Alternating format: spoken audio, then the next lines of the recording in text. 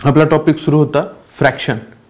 ठीक आहे, फ्रॅक्शन म्हणजे अपूर्णांक. बरोबर आहे. त्यामध्ये आपण म्हणजे व्यवहारी अपूर्णांक, पूर्णांकयुक्त अपूर्णांक यांची बेरीज वजाबाकी गुणाकार वगैरे कसा करायचा तो पाहिला. यानंतरचा पुढचा याच्यातला सब टॉपिक आहे तो म्हणजे दशांश अपूर्णांक.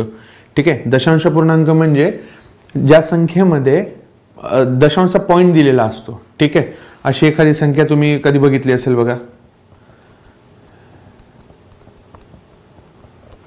हा जो पॉइंट आहे ना, हा पॉइंट हा म्हणजे दशांशचा पॉइंट असतो. ठीक आहे, त्याला इंग्लिशमध्ये डेसिमल असं म्हणलं जातं. डेसिमल पॉइंट तो डेसिमल फ्रॅक्शन असं याला इंग्रजीत म्हणलं जातं. आणि हा दशांश अपूर्णांक. ठीक आहे, प्रत्येक अपूर्णांकाला आपण दशांश अपूर्णांकामध्ये कन्व्हर्ट करू शकतो. फक्त एकच त्याच्यामध्ये कंडिशन असते की छेद जो कोणी आहे, छेदातली जी काही संख्या आहे तिला 10 किंवा 10च्या घातांकामध्ये तिला आणायचं असतं. ठीक आहे, आता फॉर एक्झाम्पल मागे एका गणितामध्ये आपल्याला एक आन्सर आलं होतं बघा, 18/25. ठीक आहे, असं काहीतरी त्या आन्सर होतं 18/25. ठीक आहे, हा काय झाला, हा अपूर्णांक झाला. बरोबर आहे, पण मला याला दशांश अपूर्णांकामध्ये घ्यायचंय. ठीक आहे, डेसिमल फ्रॅक्शन मध्ये घ्यायचंय. मग आता छेद जो काही आहे त्याला 10 किंवा 10च्या घातांकामध्ये आणायचंय. ठीक आहे, हा ऑलरेडी 25 आहे. 10 करणं थोडंसं क्लिष्ट जातं याला, 10 करणं, पण 100 करणं याला सोपं जाईल. कसं, फक्त गुणिले 4 करायचंय. ठीक आहे, गुणिले 4 केल्यानंतर छेदामध्ये मला कुठली संख्या येते, 100 येते. ठीक आहे, आता छेदामध्ये गुणिले 4 झालंय तर मग अंशामध्ये सुद्धा गुणिले 4 व्हायलाच पाहिजे. बरोबर. आता 18चा पाढा 4 पर्यंत येत असेल तर म्हणा, नाही तर मग 4चा पाढा 18 पर्यंत येत असेल तर म्हणा, नाही तर मी जी ट्रिक सांगितली होती तुम्हाला, कुठल्याही संख्येला 4 ने जर का गुणायचं असेल तर 2 वेळेस डबल करा. 18च्या दुप्पट 36, 36च्या दुप्पट 72. बरोबर आहे. आता छेदामध्ये किती आहेत आपल्याकडे, 0. 1 वर किती शून्य आहेत, 2. मग हा डेसिबल पॉइंट जो आहे सध्या इथं आहे. बरोबर आहे, त्याला आपण 2 डावीकडे वळायचं, 2 घर डावीकडे वळवायचं त्याला. ठीक आहे, हे झालं 1 घर, हे झालं 2 घर. ठीक आहे, म्हणजे 0.72 असेल. आणि पॉईंटच्या आधी कुठलाही आकडा नाही म्हणजे तिथे 0 आहे. ओके, कधी लक्षात घ्या, जेव्हा दशांश आपण एखादी संख्या लिहित असतो दशांशाच्या फॉर्मॅटमध्ये, म्हणजे फॉर एक्झाम्पल आपण जर का असं लिहिलं 3.5, राईट, 3.5 जर का मी लिहिलेलं आहे. बरोबर आहे, 3.5 रुपये म्हणल्यानंतर तुम्ही काय म्हणताल, 3 रुपये 50 पैसे. बरोबर आहे, जर का 3.5 हा नुसता आकडा सांगितलं तर तुम्हाला 3.5 असं माइंडमध्ये येतं. बरोबर आहे, 3.5 रुपये जर का मी तुम्हाला म्हणालो तर म्हणजे 3 रुपये 50 पैसे असं येतं. जर का 3.5 किलो म्हणालो मी तर तुमच्या डोक्यामध्ये काय येतं, 3 किलो आणि हे 500 ग्राम.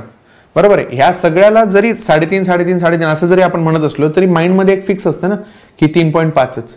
कधीही लक्षात ठेवा, आता ते रुपये किंवा मग किलोग्राम वगैरे याच्यामध्ये ते थोडेसे पुढचे शून्य वाढतात, पण अल्टिमेटली अर्थ त्याचा एकच असतो.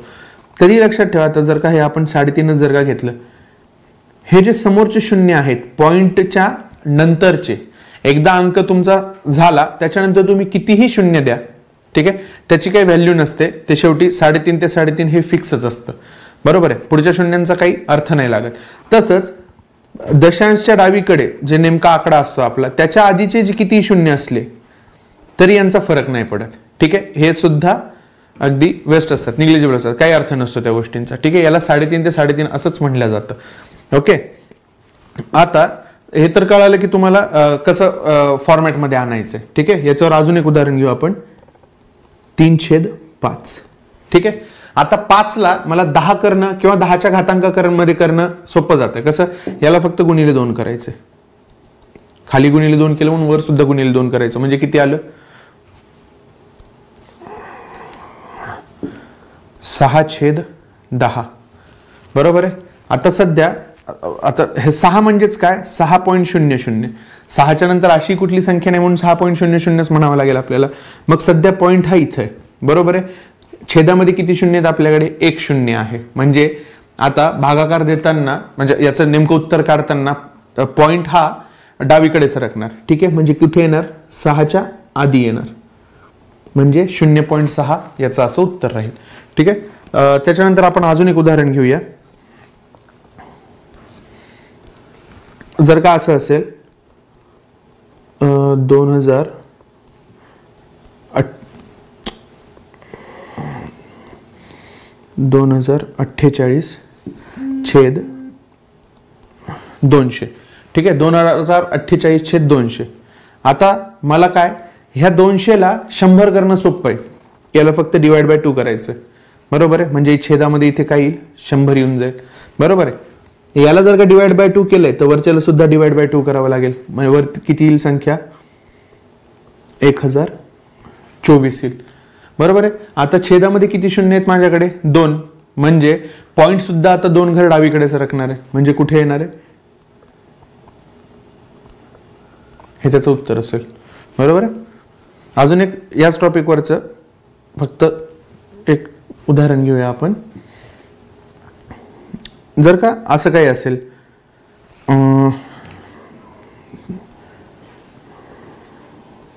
आता बघायला गेलं तर ते 0 तर कट होतीलच, ठीक आहे. पण तरी एक समजवण्यासाठी तुम्हाला सांगतो, एक तर तुम्ही याला छेद 5 करू शकता, ठीक आहे. छेद 5 जर का आपण याला केलं, एक मिनिट आपण त्याहून सोपं घेऊयात. याला छेद 5 करण्यापेक्षा एक मिनिट, हे 0 इथले काढून टाकू. मी इथे संख्या घेतो 24, ठीक आहे. 1224 अशी संख्या आणि छेदस्थानात 500.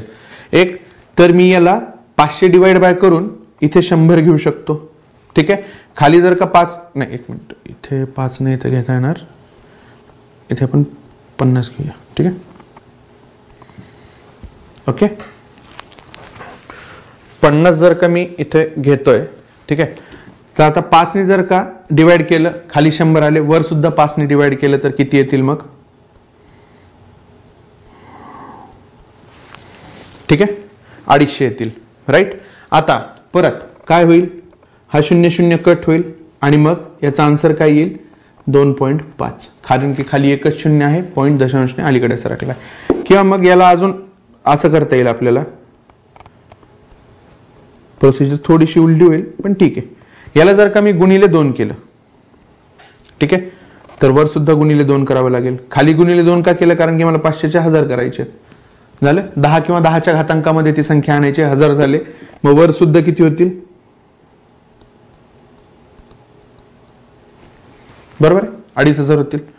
आता खाली किती शून्य आहेत, 3 शून्य आहेत, बरोबर आहे. म्हणजे वर सुद्धा घर किती दशांश डावीकडे सरकेल, 3. म्हणजे किती झालं ते 2.5 आलं. दोन्ही टाईपनी एकच उत्तर येते. फक्त काय कंडिशन एकच आहे की छेदामध्ये जे काही संख्या आहे त्याला 10 किंवा 10च्या घातांकामध्ये ती संख्या आणायची आपल्याला, ठीक आहे. आता याच्यावरचे आपण गणित घेऊयात की दशांश ची बेरीज किंवा वजाबाकी वगैरे कशी करायची, ठीक आहे. तर गणित लिहूया आपण.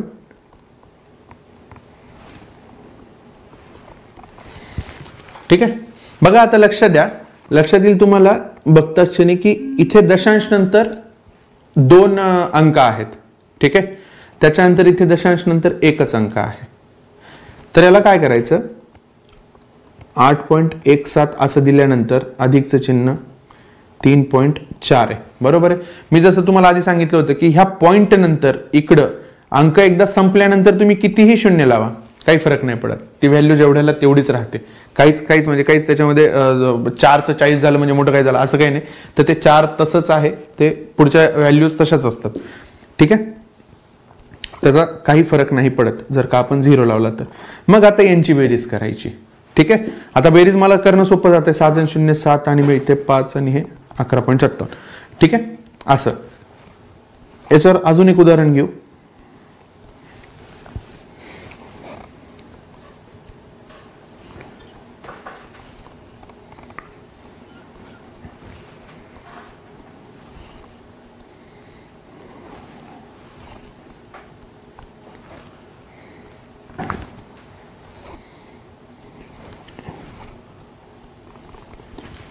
बघा आता इथे काय आहे, पॉइंटच्या खाली बरोबर पॉइंट आणून पूर्ण संख्या जशाला तशी लिहायची. म्हणजेच काय, आता जर का मी ही संख्या इथे लिहून घेतली 6 8 7 5.968, बरोबर आहे.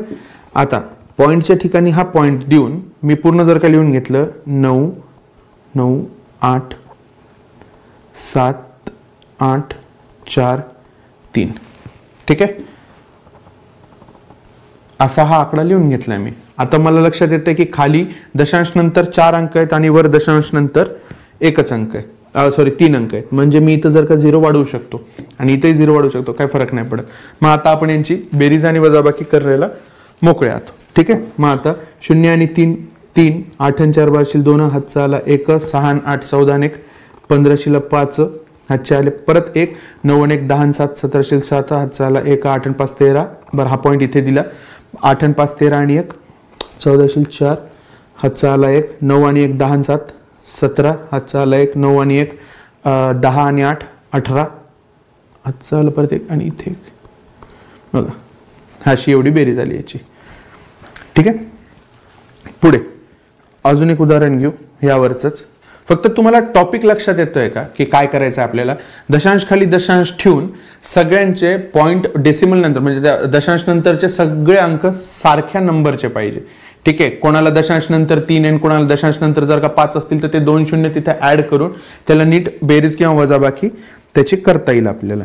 ठीक आहे, बेरीज सुद्धा अशीच आहे, वजाबाकी सुद्धा अशीच करावी लागते. ठीक आहे, आता आपण वजाबाकीचं न घेता डायरेक्ट आपण जर का गुणाकाराकडे गेलो. ठीक आहे, वजाबाकी पण सेमच करायची आहे तुम्हाला. आपण गुणाकार करूया.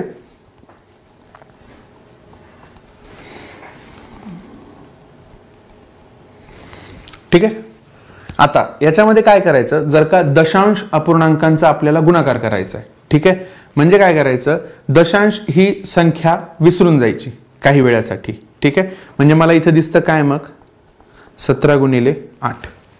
बरोबर आहे. हा जर का मी इथला दशांश काढून घेतला तर शेवटी काय 08 08 म्हणजे 8च. ओके, आता यांचा गुणाकार किती येतो तो 136 56 5. बरोबर, 136. ठीक आहे, आता 136 हा आकडा आलाय, मी इथं लिहून घेतो, इथंच लिहून घेतो. ठीक आहे, 136. आता बघा, पॉइंट अख्ख्या ह्या गुणाकाराच्या क्रियेमध्ये पॉइंट नंतर किती अंक आहेत. इथे हा 1 आहे, इथे हा 1 आहे. बरोबर आहे, हा 1 आणि हा 1 किती झाले 2 झाले. उत्तरामध्ये मला पॉइंट नंतर 2 अंक दिसायला पाहिजेत, म्हणजे ते किती आले इथे. ओके, आलं लक्षात. 1.36. पूर्ण गुणाकारामध्ये पॉइंट नंतरचे अंक मोजून घ्यायचे आणि मग ते उत्तरामध्ये मला तेवढे दिसले पाहिजे. ओके, अजून एक उदाहरण घेऊया याच्यावरचं. 0.23 गुणिले 0.3. राईट. ठीक आहे, आता 23 गुणिले 3 किती होतात 23 त्रिक 69. बरोबर आहे. आता पॉइंट किती आहेत, इथे 2 आहे आणि इथे 1 आहे, किती झाले 3. मग मला पॉइंट नंतर ते दिसायला हवेत. आता इथं मी पॉइंट द्यायचा कुठे हा प्रश्न असेल तर 6च्या आधी मी जर का इथे एक 0 वाढवला आणि इथे एक पॉइंट दिला 0.069. बरोबर आहे. अशी ही तुम्हाला तिथे ऍडजस्टमेंट करून घ्यावी लागणार आहे. ओके, बघा पॉइंट नंतर मला दिसत आहेत की नाही, हा पॉइंट आहे. पॉइंट नंतर मला 3 अंक दिसत आहेत. ठीक आहे, अजून एक घेऊ.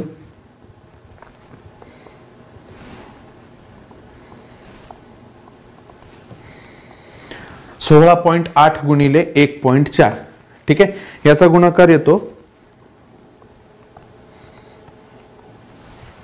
एवढं. ठीक आहे,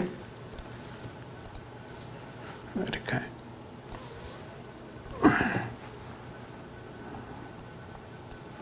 ओके. सो आता बघा याच्यामध्ये पॉइंट नंतर किती अंक आहेत, इथे 2, इथे 1 आहे आणि इथे 1 आहे. म्हणजे मला उत्तरामध्ये पॉइंट नंतर 2 अंक ही दिसायला पाहिजे. अरे काय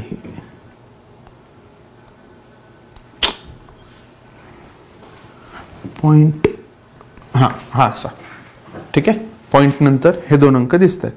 राईट. आता अजून थोड्या याच्यामध्ये जर का अजून अवघड घेता आलं तर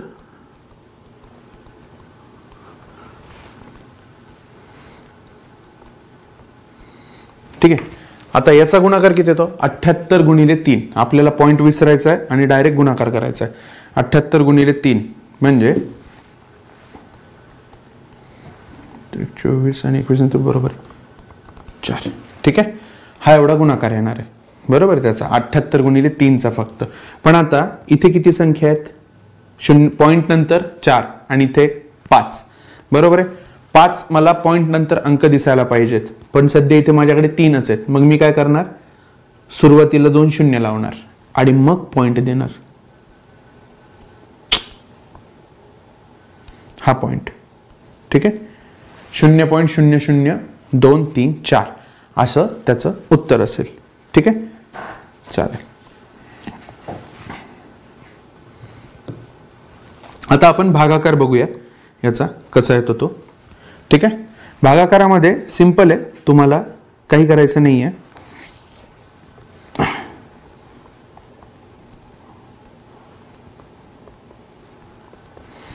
ठीक आहे, हा असा मला भागाकार करायचा आहे, बरोबर आहे. सिंपल एक गोष्ट आहे, खालचा मला दशांश कमी करायचा आहे, मिटवायचा आहे, बरोबर आहे. तर मी काय करणार, खाली 10 निगुणणार का, कारण की पॉईंट नंतर एकच अंक आहे, बरोबर आहे. सो मग मी जर का खाली 10 निगुणलं 0.8 ला, भागाकार केल्यानंतर काय होत होतं, पॉईंट हा डावीकडे सरकत होता, बरोबर आहे. गुणाकार केल्यानंतर काय होईल, पॉईंट हा उजवीकडे सरकेल, बरोबर आहे. 0.8 गुणिले 10 म्हणजे किती आले, 8, राईट. तर मग खाली जर का 10 निगुणलंय तर वर सुद्धा 10 निगुणावं लागेल. मग वर किती आले, 72, म्हणजे किती झालं आता, 9, 9 8 72, बरोबर आहे. उत्तर किती आलं, 9. अजून एक उदाहरण बघूया याच्यावरच. जर का असं असेल 72 गुणिले भागाकारात 0.8, बरोबर आहे. सेम प्रोसिजर, पॉईंट नंतर एक आहे तर मग मी काय करणार, 10 नि गुणणार, वर सुद्धा 10 नि गुणायचं, म्हणजे किती झाले, वर 720 येतील, खाली 8 येतील, बरोबर आहे. म्हणजे किती झालं आन्सर, 90, बरोबर. ठीक आहे, आता जर का खाली पॉईंट नंतर 2 अंक असतील तर काय करायचं. ठीक आहे, यालाच घेऊ आपण, 72 गुणिले 0.08. खाली आता पॉईंट नंतर किती अंक आहेत, 2 अंक, म्हणजे मला 10 निगुणून चालेल का, नाही, 100 निगुणावं लागेल का, कारण की 100 वर एकावर 2 शून्य असतात म्हणून. मग मी इथे काय करेल, 100 निगुणेल, मग वर सुद्धा 100 नीच गुणावं लागेल मला, बरोबर. मग आता वर किती आले, 7200 आणि खाली बरोबर 8, म्हणजे आन्सर किती आलं याचं, 900. आलं लक्षात. एक शेवटचं गणित बघूया आणि मग हा आपण टॉपिक पूर्ण फ्रॅक्शन हा टॉपिक इथेच संपवून टाकूया. ठीक आहे,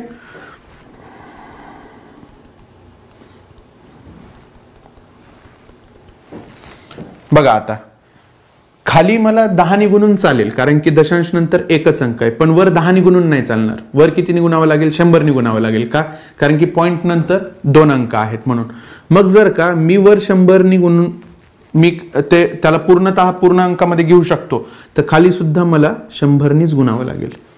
ठीक आहे, आता 0.48 ला 100 निगुणल्यानंतर आलं की त्या उत्तर 48 आणि खाली किती येईल मग 120, बरोबर आहे. एक 10 निगुणल्यानंतर 12 येईल आणि 12ला परत 10 निगुणावायचं, म्हणजे यालाच आपण काय करू, समजा 10 आणि 10, पहिल्यांदा यांचा गुणाकार किती येईल 12 आणि परत याला जर का 10 निगुणलं तर 120, बरोबर आहे. असं येतं लक्षात. मग आता जे काय भाग द्यायचा तुम्हाला 4 आणि हा 10 म्हणजेच किती 2/5 होऊ शकतो, बरोबर आहे. अशा टाईपचा हे तुम्हाला दशांश अपूर्णांकाचा आता गुणाकार पण झालाय, भागाकार पण झालाय. अपूर्णांकाचा पूर्ण हा टॉपिक इथे संपलाय. आता पुढच्या टॉपिकमध्ये आपण घातांक यावर बोलूयात. ठीक आहे, थँक्यू.